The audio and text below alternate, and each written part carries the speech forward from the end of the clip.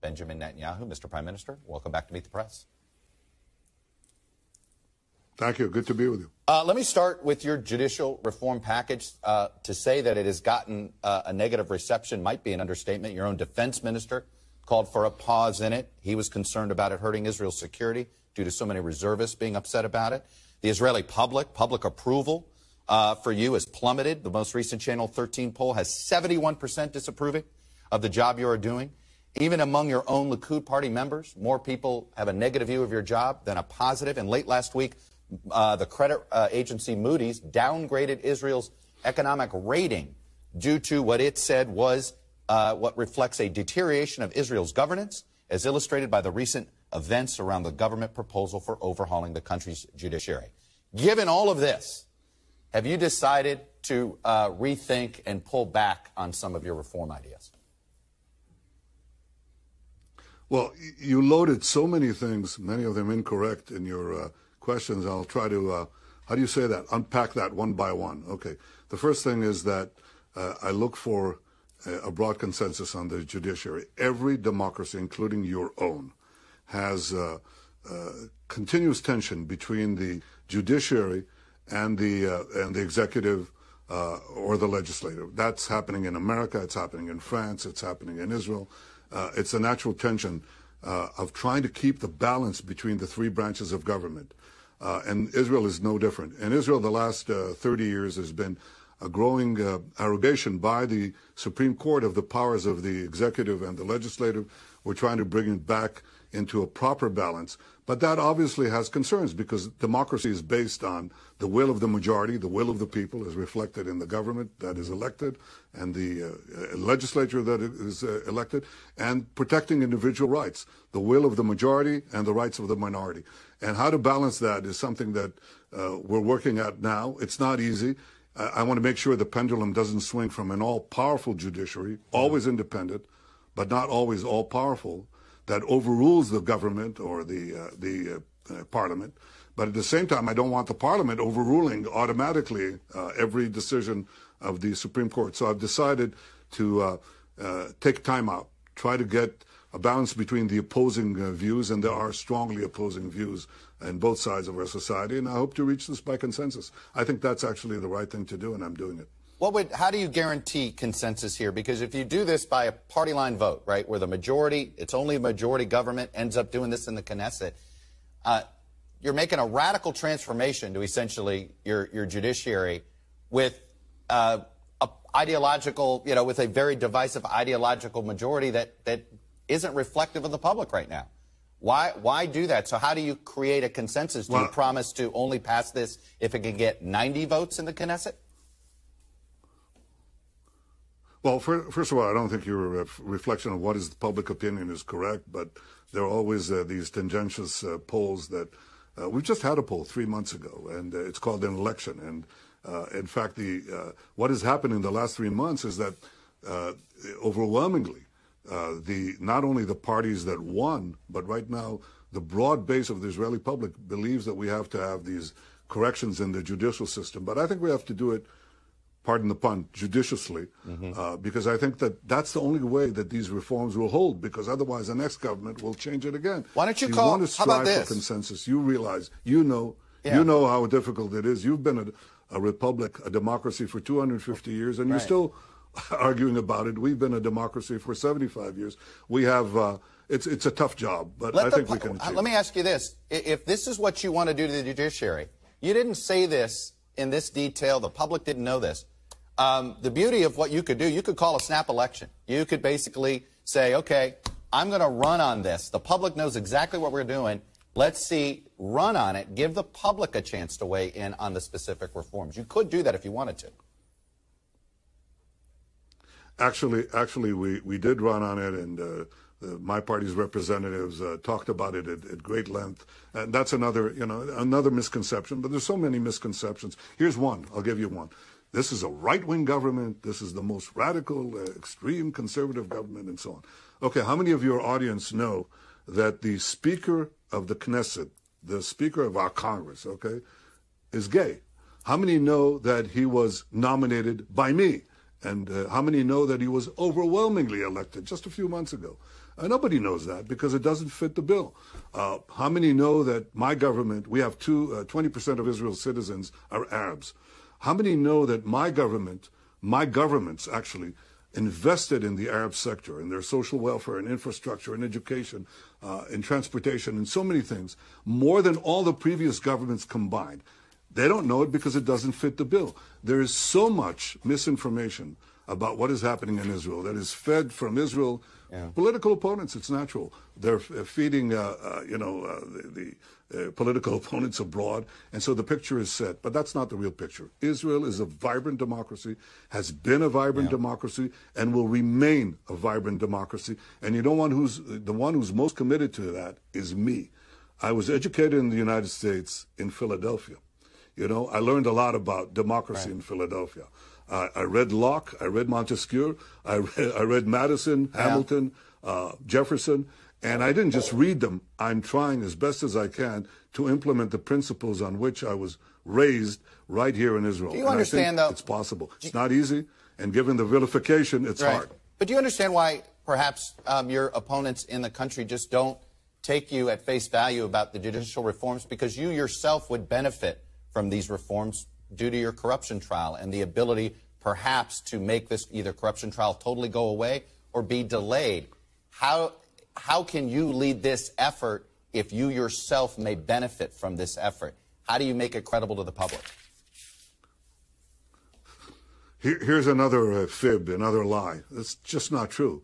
My own legal proceedings, which, by the way, are crumbling. All these charges against me have been crumbling. It's interesting that the hostile press stopped covering it, stopped covering the trial the minute it began, because things are just crumbling one after the other. But be that as it may, it's important to understand the judges in my case have already been chosen. I've made it absolutely abundantly clear that the reform will not affect any judge who today or tomorrow in the future has to deal with my case. So my case is completely independent from this. And the thing that people have to understand is the Knesset did change the incapacity law. Wants judicial reform. Right? They changed the incapacity law on the prime minister to make sure that if you're indicted, that wouldn't be cause for removal. Or excuse me, if you're convicted, that it wouldn't be cause for removal. That actually is something that No, actually, that's not true. The important thing is that it actually would be a cause for removal. It's the charges that are not subject. Otherwise, you can charge anyone. You can have some politically appointed prosecutors. Justice Jackson said, a famous American jurist, he said, the power of a politically motivated prosecution, they can just remove anybody on anything. And therefore, in Israel, under the unanimous decision of the Israeli Supreme Court, you cannot remove a prime minister based on charges, on charges that can be politicized. So that hasn't changed, and that is actually enshrined in law and in Supreme Court decisions. Look, the whole thing is there is an issue. It's a real issue. It affects many democracies sooner or later. Yeah. It's affected Israel because of the imbalance of the three branches of government. We're trying to bring it back in balance, but I think trying to bring it back into balance requires, at least for me as prime minister, of a democratic, fiercely and robustly democratic country called Israel, to try to do it in as broad an agreement as possible, and I'm definitely giving it a shot. Do you accept that this has taken a toll on you politically, that the public doesn't like this? Do you accept the premise that the public is upset about this? Oh, some of it is upset. You wouldn't know about the other side that wants to have the judicial reform because their demonstrations are not covered. So yes, there's a divided country right now. I think when I look at the issues themselves, I find a lot more agreement on the specific items, which leads me to believe that we can achieve this. And by the way, one of the reasons that I'm confident in this is that the leaders of the opposition today, many of them suggested these very reforms and in fact went even beyond the things that we're suggesting now. I think there's a basis of agreement. It's obviously highly politicized, but you want to extract the country from this kind of position. I remind you, Chuck, that look, I'm used to things. You remember an American president who said, "There they go again"? Well, when I was first elected in 96, 26 years ago, 27 years ago, I was accused of, I was cast as a warmonger. And that proved out to be completely false because my years in government as prime minister, 16 years, have been the quietest and safest in Israel's history. I was later cast as the obstacle to peace. People wrote these vast articles about it, and that proved wrong because I brought 4 historic peace agreements, of which I'm very proud. With well, let me ask you about that tenure. 16 and this years. Is the next one. Yeah, this is the next one. You once said. Please go ahead. You once said 2 terms should be enough for an Israeli prime minister. Why'd you backtrack? Yeah, I said. I didn't backtrack. I said if you had a presidential system, you could put term limits on the prime minister. There is no elected parliamentary democracy in which you have limitations on terms of service of the prime minister. Oh, I know there's not there, but you yourself said you only have that in presidential. You yourself said that that if you can't accomplish your goals in your first term, you might accomplish them in your second, but you don't need any more time than that. I was referring to a question on a presidential system, but if you want to know, I think I still have, and apparently the people of Israel think I still have many things to do.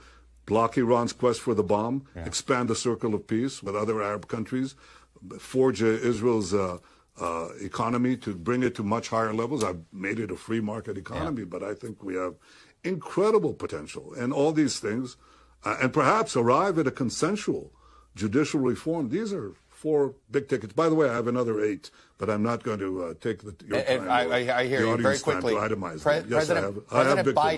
President Biden has weighed in, concerned about the judicial reform. Do you believe this is impacting U.S.-Israeli relations?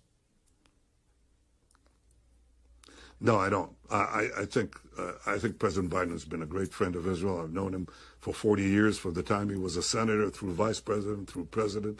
I know his commitment to Israel's security.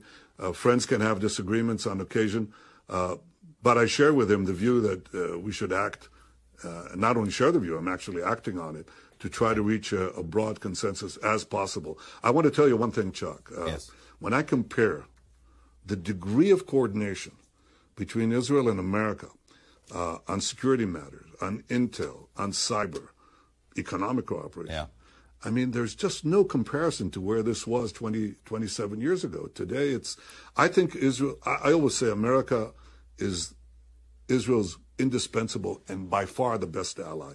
But I want to tell you, I don't think you have a better ally in the world than Israel, because Israel has become a great technological power and a great asset to the United States. And our cooperation, mutual cooperation, saves a lot of American and Israeli lives. Speaking of our relationship, the damaging leaks that came out of the U.S. government and the U.S. military, one of those leaked documents indicated that Mossad, the Israeli version of the CIA, advocated for its members to protest the current government. Do you believe Mossad opposes your government?